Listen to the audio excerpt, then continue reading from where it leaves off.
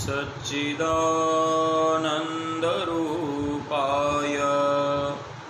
विश्वोत्पत्त्यादिहेतवे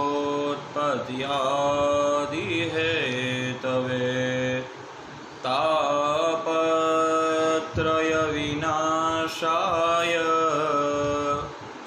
श्रीकृष्णाय वयं नुमः। हरे कृष्ण कृष्ण कृष्ण हरे हरे, हरे राम राम राम हरे हरे। कृष्णं नारायणं वन्दे, कृष्णं वन्दे व्रजप्रियं, कृष्णं द्वैपायनौ वन्दे, कृष्णं वन्दे पृथ्वीसुतं। त्वयोदितं व्यक्तमतिविपुलब्धं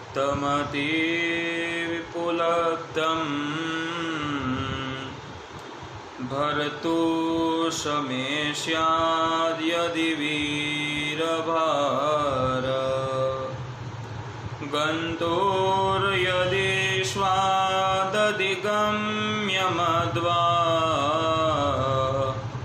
पिबेति रसौ न विदां प्रवादः।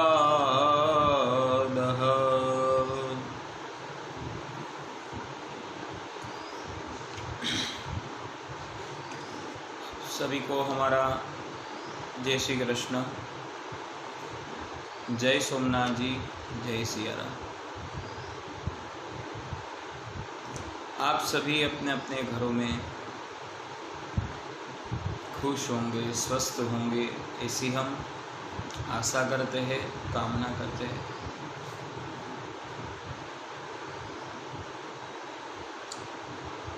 प्रत्येक दिन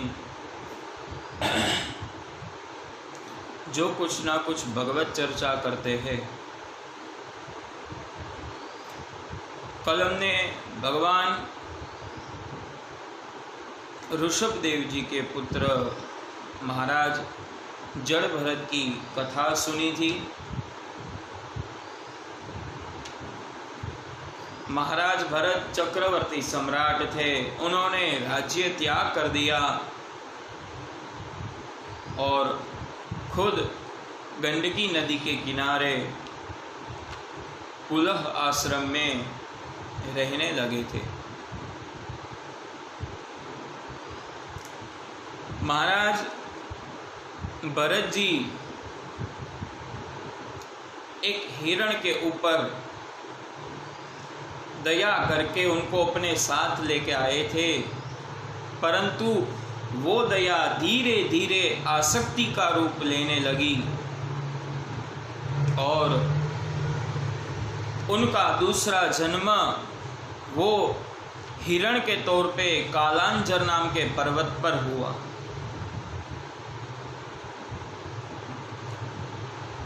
भरत जी के कर्म अच्छे थे तो उनको पूर्व जन्म का जो भी था वो याद रहा। जब ये जन्म में उसको हिरण बनना पड़ा तो उसको बहुत दुख हुआ कि अरे मैंने मेरे जीवन में कभी बुरे कर्म नहीं किए, पूरे ही जन्म में कभी मैंने किसी का दिल नहीं दुखाया, मैंने कभी किसी में आसक्ति नहीं रखी, तो भी मुझे ऐसा जीवन क्यों प्राप्त हुआ। तब बाद में उसको ब्रह्म ज्ञान हुआ कि अरे हाँ, अंतिम समय में वो हिरण के बच्चे में जब मैंने आसक्ति रखी थी, इसलिए जन्म मुझे हिरण का प्राप्त हुआ।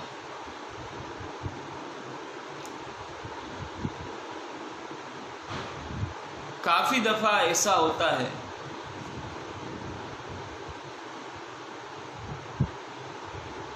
कि हमें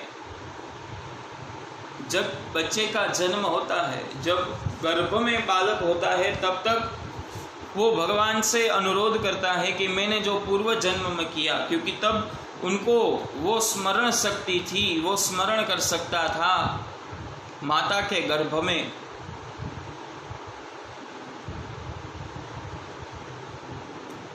तो भगवान से प्रार्थना करता था, अनुरोध करता था कि यहाँ से मुझे आप बाहर निकालिए, मैं आपकी सेवा करूँगा, भक्ति करूँगा, ये करूँगा, वो करूँगा। बहुत सारे माँ के गर्भ के अंदर भगवान को अंदर का जो बालक है वो स्तुति करता है, परंतु यहाँ पे आके माया के बंधन में ऐसा जुड़ जाता है कि कभी कौन भगवान को भी भूल जाता है।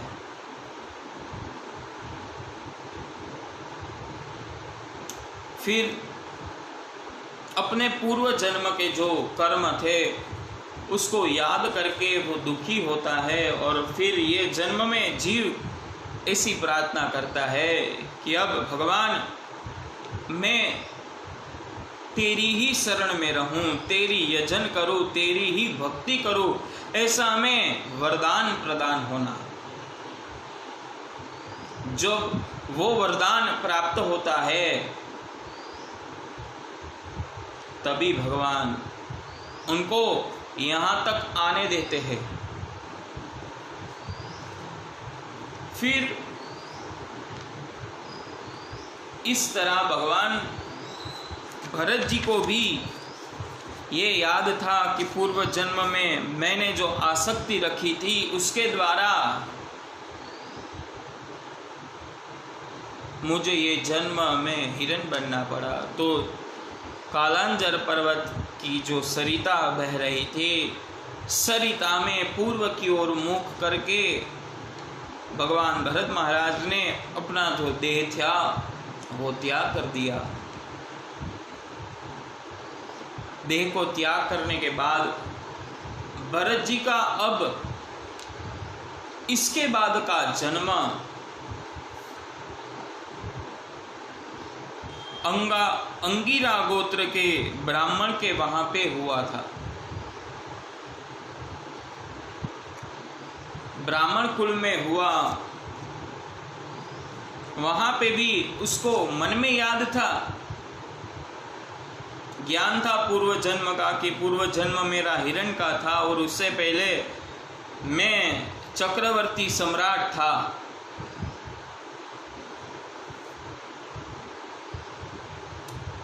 अब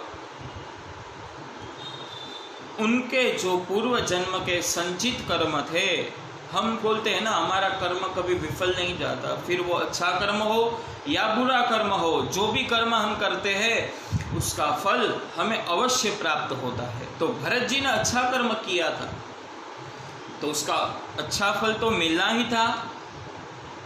उनको अच्छा फल मिला कि जो पूर्व जन्म की उनकी सारी स्मृतियां थी वो कभी भूल नहीं पाए और सारी ही उसमें रह गई थी। अब ये सोचकर भरत जी ने सोचा कि ये जन्म में मुझे भक्ति ही करनी है।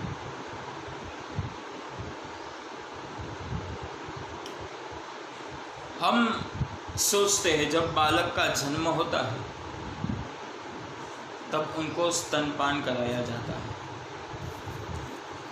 कभी किसी ने सुना है कि छोटे बालक को कैसे स्तनपान कराया जाए? ये बालक को सिखाया गया, उसके ग्लासेस दिए गए? नहीं, वो जीव को मालूम है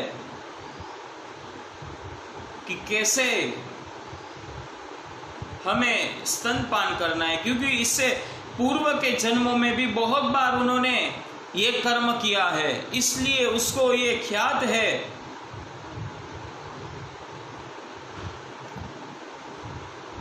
कि हमें माता का स्तनपान कैसे करना है। और वही जीव है वो मृत्यु से डरता है। इतना छोटा सा जन्मा हुआ बच्चा है, उसको भी मृत्यु से डर लगता है।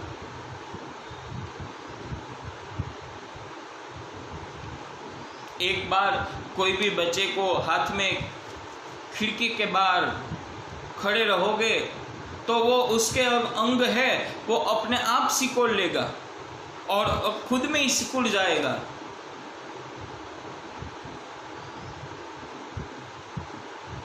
क्योंकि उसको मृत्यु का भय है। एक जन्मे हुए बच्चे को क्या मालूम कि मृत्यु क्या होती है, परंतु पूर्व जन्म में वो बहुत बार मर चुका है, उनको मालूम है कि मरने की वेदना क्या होती है।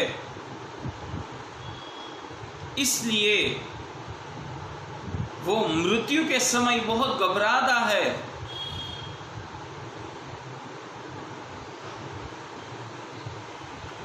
जन्म और मृत्यु के बीच की जो ये रास्ता है उसको हम जीवन बोलते हैं।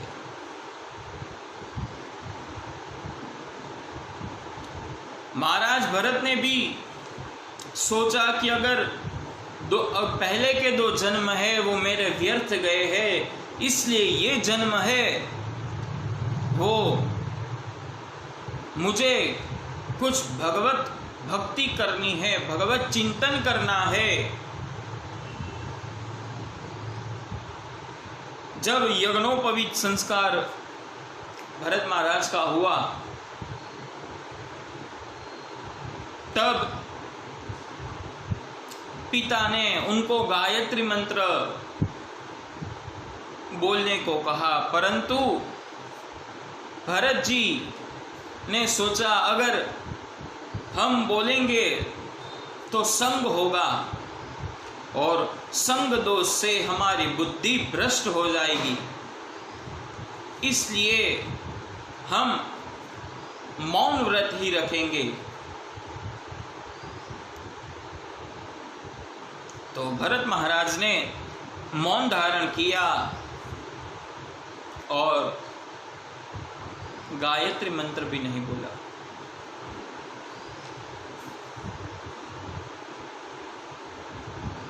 जैसे ऋषभदेव जी महाराज ने उसको कुछ कोई बुलाए तो ना बोलना पड़े, इसलिए उनके मुंह में उन्होंने पत्थर डाल दिए थे कि उनको बोलना ना पड़े कुछ कभी। इसी तरह महाराज भरत ने मौन व्रत धारण कर लिया था। अब स्कूल में पढ़ने को गए, पाठशाला में पढ़ने को गए, पर पढ़ाई में मन नहीं लग रहा था। जैसे ही गए वापस आ गए, पढ़ाई में हमारा मन नहीं लग रहा है। पिता वही चिंता में मृत्यु शैया को प्राप्त हुए।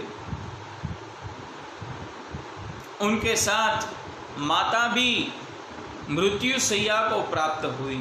अब महाराज भरत के 2 भाई और 1 बहन और थी।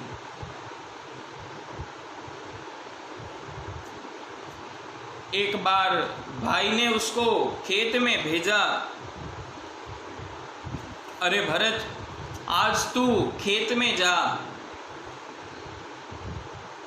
और वहां पे तू काम कर, जो फसल है उसकी तुझे सिर्फ रक्षा ही करनी है। खेत में गए, परंतु उसके मन में ये विचार आया कि ना तो ये पाक हमने उगाया है, ना ही ये पाक है वो हमारा है, तो मैं किसकी निगरानी करूं। भरत जी भगवान के ध्यान में लग गए, चिंतन में लग गए। उनका तो एक ही नियम था, राम की चिड़िया राम का खेत, खा लो चिड़िया भर भर पेट। बस वही था और तो कुछ नहीं था। सभी पशुओं ने, पक्षियों ने पूरा जो उनका खेत में पाक था वो पूरा खा लिया। अब उनके भाई को ये पता चला कि भरत ने ऐसा किया है। बहुत डांटा भरत को बताया, तुझे पढ़ाई नहीं करनी है, तुझे कुछ काम नहीं करना है तो मुफ्त की रोटी हमारे यहाँ तुझे नहीं मिलेगी, इसलिए अब तू अपना रास्ता पकड़ और हमें इनमें से मुक्त कर। भरत जी तो यही चाहते थे कि सब बंधनों में से छूटना ही चाहते थे। तो उन्होंने सारे ही बंधन छोड़ दिए। उनकी बहन थी वो बहुत रो रही थी, परंतु अब महाराज भरत परमहंस की अवस्था में थे। अब परमहंस की अवस्था में भरत जी आ गए तो किसी का भी उनको डर नहीं था, किसी का भी मोह नहीं था। अब कोई भी संबंध का मोह से नहीं रह गया था, सब में से वो मुक्त होना चाहते थे। फिर महाराज जड़ भरत वन में घूम रहे थे, खुद की मस्ती में डोलते, पूरे समय भगवान का स्मरण करते और चलते, कभी किसी को ना तो कहते ही नहीं। एक बार घूमते घूमते जंगल में चले गए। जंगल में एक भील का राजा था। वहां पे उनको बलि देनी थी, नर बलि।